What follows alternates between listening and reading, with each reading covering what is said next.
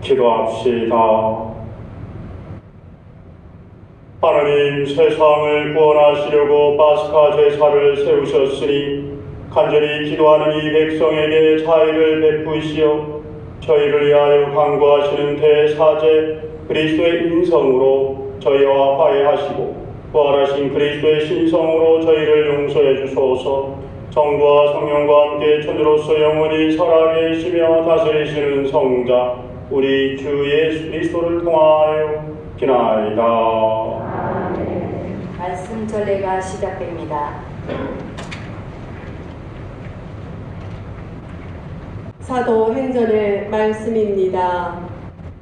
그 무렵 경비병들이 사도들을 데려다가 최고의회에 세워놓자 대사제가 신문하였다. 우리가 당신들에게 그 이름으로 가르치지 말라고 단단히 지시하지 않았소. 그런데 보시오. 당신들은 온 예루살렘에 당신들이 가르침을 퍼뜨리면서 그 사람의 피에 대한 책임을 우리에게 씌우려고 하고 있어. 그러자 베드로와 사도들이 대답하였다. 사람에게 순종하는 것보다 하느님께 순종하는 것이 더욱 마땅합니다. 우리 조상들이 하느님께서는 여러분이 나무에 매달아 죽인 예수님을 다시 일으키셨습니다. 그리고 하느님께서는 그분을 용도자와 구원자로 삼아 당신의 오른쪽에 들어 올리시어 이스라엘이 회개하고 죄를 용서받게 하셨습니다.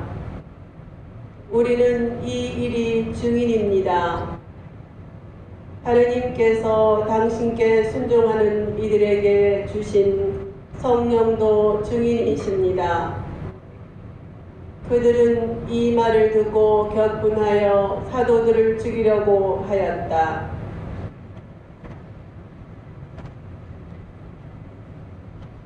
주님의 말씀입니다. 하나님 감사합니다.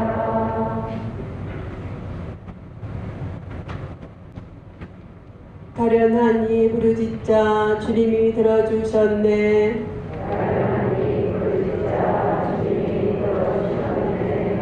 나 언제나 주님을 찬미하리니 내 입에 늘 찬양이 있으리라. 주님이 얼마나 좋으신지 너희는 맛보고 깨달아라. 행복하여라 그분께 몸을 숨기는 사람.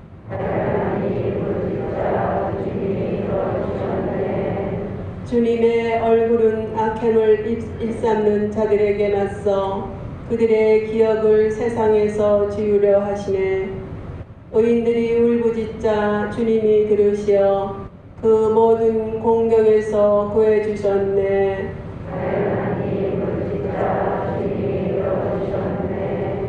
주님은 마음이 부서진 이를 가까이 하시고 영혼에 질밟힌 이를 구원해 주신다. 의인이 몹시 불행할지라도 주님은 그 모든 불행에서 구하시리라.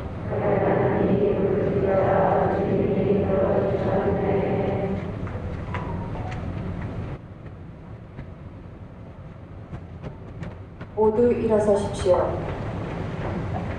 할렐루야. 할렐루야. 주님이 말씀하신다. 마스야 너를 보고야 믿느냐. 보지 않고 믿는 사람은 행복하다. 할렐루야. 주님께서 여러분과 함께 요한이 전한 거룩한 복음입니다.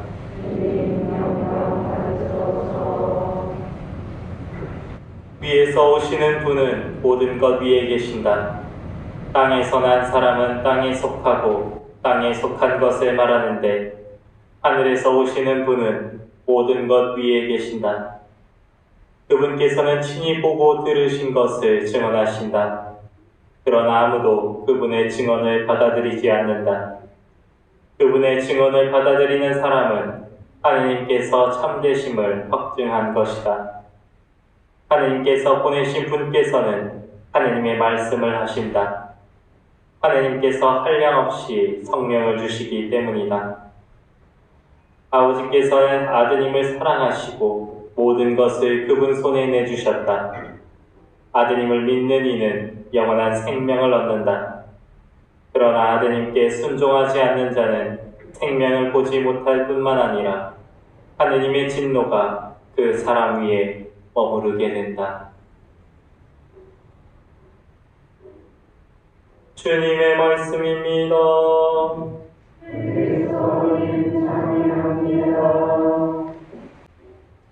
참 예수님 사랑합니다.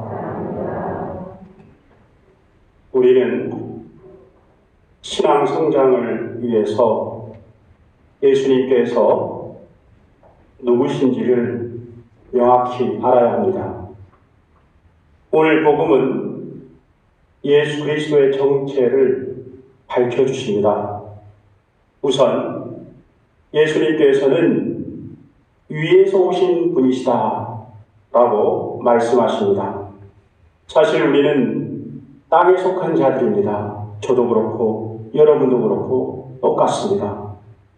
원천적으로 죄성을 지닌 존재들입니다. 그래서 사도 바울은 그런 우리를 육에 속한 자라고 말합니다. 하지만 예수님은 그렇지 않습니다. 그분은 하느님의 사랑받는 아드님으로서 하느님께서 보내신 신적 존재입니다. 그래서 아무리 훌륭한 성인 군자, 예를 들면 부처님, 마호멧, 공자, 소크라테스 등등이라 할지라도 예수님과 비길 수 없습니다. 그들 모두는 땅에 속한 자들이고 그리고 죄를 지닌 나약한 존재들입니다. 반면 예수님께서는 하늘에 속하신 분이시고 근본적으로 죄가 없으신 하느님이시기 때문입니다.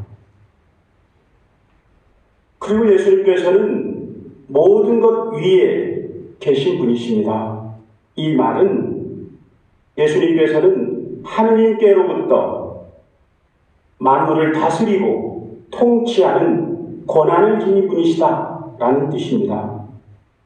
사실 예수님께서는 눈에 보이는 세상은 물론 그 너머에 있는 곳에 이르기까지 그분의 손길이 미치지 않는 곳이 없습니다. 하늘에 나는 새나 우리의 머리카락마저도 세워두실 정도로 우리를 존재 자체로 지켜주시고 돌봐주십니다. 그래서 우리는 늘 어디서 무엇을 하든 주님의 현존을 의식하면서 생각과 말과 행동을 함부로 하지 말고 겸손히 살아야 합니다. 그리고 마지막으로 예수님께서는 믿는 사람에게 영원한 생명을 주시는 분이십니다. 영원한 생명은 무엇입니까? 그것은 현세와 내세에서 하느님과 영원히 함께하는 그런 새로운 생명을 말합니다. 이런 면에서 영원한 생명은 하느님께서 우리에게 베푸신 생애 최고의 선물인 은총의 보고입니다. 그런데 이 은총의 결실을 맺기 위해 필요한 한 가지가 있습니다. 그것이 바로 믿음인 것입니다. 믿음은 어떤 환경과 시련 속에서도 주님의 현존을 호흡하면서 그분의 자비에 의탁하며 사는 행위를 말합니다. 우리가 잘 알고 있는 베트남의 그 유명한 구엔 반투안 추기영님은 공산화가 되면서 어떻게 합니까? 어떻게 됩니까? 반혁명죄로 13년 동안 지옥과 같은 고난을 겪습니다. 그런데 그는 그 가운데서도 늘 주님의 현존을 잃지 않습니다. 가령 이를 위해서 신자들이 몰래 반입해준 조금의 포도주와 몇 개의 재병들로 날마다 그 손바닥 위에 포도주, 세 방울의 포도주를 털어놓고 그리고 한 움큼의 그 재병을 놓고는 그 손바닥에서 미사를 드렸다고 합니다. 이는 오로지 세상의 고통이 감히 자신의 영혼과 정신을 지배하지 못하고 주님의 현존을 느끼기 위한 그분만의 신앙의 행위였던 겁니다. 이런 가운데 그분은 주님의 사랑과 자비를 느끼면서 삽니다. 그래서 비록 현실 환경은 지옥과 같았지만 그러나 그 속에서도 그분의 영혼은 천국의 삶을 살 수 있었던 겁니다. 그러므로 형제 자매 여러분, 주님이 계신 곳이 천국이고 영생입니다. 영원한 생명이란 말입니다. 그러면 반대로 주님이 계시지 않는 곳이 무엇입니까? 그것이 곧 지옥이고 죽음입니다. 그렇기 때문에 언제 어디서나 늘 함께한 주님과 늘 함께하는 겸손된 믿음의 삶을 살면서 영원한 생명을 얻어내릴 수 있는 참된 신앙인들의 삶을 힘있게 살아가도록 합시다. 잠시 복음 말씀을 묵상하겠습니다.